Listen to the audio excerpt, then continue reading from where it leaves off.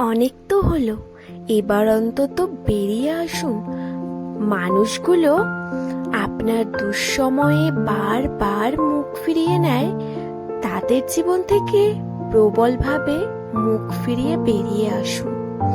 বেরিয়ে আসুন সেই সমস্ত সম্পর্কগুলো থেকে যেখান থেকে আপনি অপমান, উপহাস আর উপেক্ষা ছাড়া কখনোই ছিটে ফোটা সম্মান পাননি, যেখানে কখনোই আপনাকে আপন ভাবা হয়নি।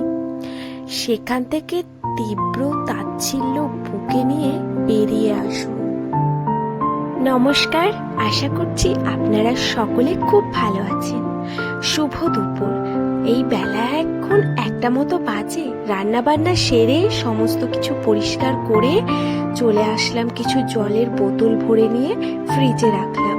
তারপর দেখো মাম্মাম আমাকে বললো, মাম্মাম আমি জল খাবো। জল ভরতে ভরতে মাম্মামকেও একটু জল খাইয়ে আসলাম। রান্না করার মাঝে মাম্মামকে স্নানও করিয়ে নিয়েছি জানো। সকাল থেকে এক বিন্দু যেন বিশ্রাম পাইনি। এই যে নিজেও স্নান করে আসলাম, এখন পুজো দিয়ে নিলাম। দেখেছো, পুজো দেওয়ার পরেই ঝমঝম করে বৃষ্টি নেমেছে দেখো। তার আগেই অবশ্য আমার জামা কাপড়গুলো তুলে নেওয়া হয়ে গেছিল।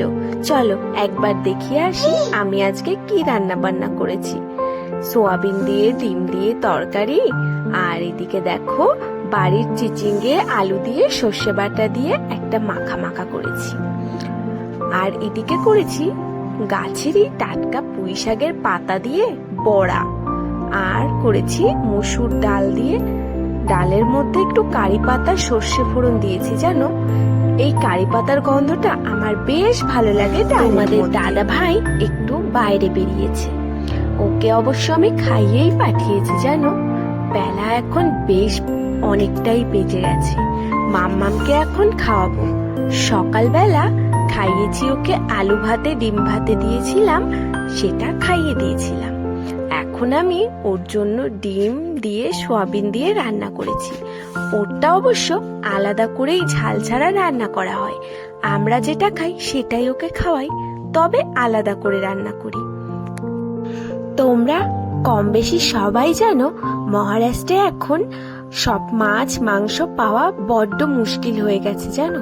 তার জন্য এই ঘরে আনা বা নিরামিষ ডাল এগুলো দিয়ে কম বেশি রান্না করছি, আর আমিষের মধ্যে থাকছে ডিমটাই জানো। তো চলো আমি একটু কটা খেয়ে নিই, প্রচন্ড খিদে পেয়ে গেছে জানো। একা একা খেতে একদমই আমার ভালো লাগে না, কিছু করারও নেই।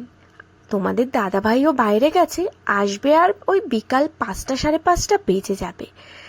এখন আমি খেয়ে নিয়ে মাম্মামকে ঘুম পাড়িয়ে দেব। ও কিন্তু খেলা করছে একা একা। আমার মা বলে বাচ্চাকে খাওয়াতে গেলে তো অনেকটা টাইম লাগে, কারণ সত্যি কথা বলতে আমার খুবই কষ্ট হয়ে যায়, খাওয়াতে খাওয়াতে কোমরটা ব্যথা হয়ে যায়।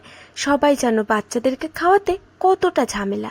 মা বলে তুই তাড়াতাড়ি করে নিজের মতো করে খেয়ে নিবি, তারপর মাম্মামকে খাওয়াবি, কারণ মাম্মামকে খাওয়াতে অনেকটা টাইম লাগে, ততক্ষণে তোর অনেক খিদে পেয়ে যাবে, তুই ঝটাপট করে আগে খেয়ে নিবি। কিন্তু জানো আমার একদমই ভালো লাগে না। মাম্মামকে খাওয়ানোর পর আমি যেন তৃপ্তি পাই, তারপর যেন কোনো ঝামেলাই থাকে না, তারপর ধীরে সুস্থে আস্তে আস্তে খেতে পারি আমি। আর জানো বেশি খিদে পাওয়ার পর আমি খাওয়ার পর আর কোনো কাজ করতে ভালো লাগে না, তাই আমি মাম্মামকে আমার খাওয়ার আগেই ওকে আমি খাওয়াই। খাবার পরে বাসনগুলো ধুতেও খুব কষ্ট হয়, তাই তো জানো খাবার আগে রান্না করার পরে যত বাসন থাকে সব ধুয়ে মুছে আমি খেতে বসি। আর এই যে খাওয়ার পরেই একটা থালা থাকবে, সেটাই ধুয়ে ফেলবো। এই যে দেখো আমার দুষ্টু মাম্মাম শুয়ে পড়েছে, এখন মনে হচ্ছে কিছুই জানে না। আর এখন আমি একটু রেস্ট নেব, ততক্ষণের জন্য তোমরা ভালো থেকো, সুস্থ থেকো।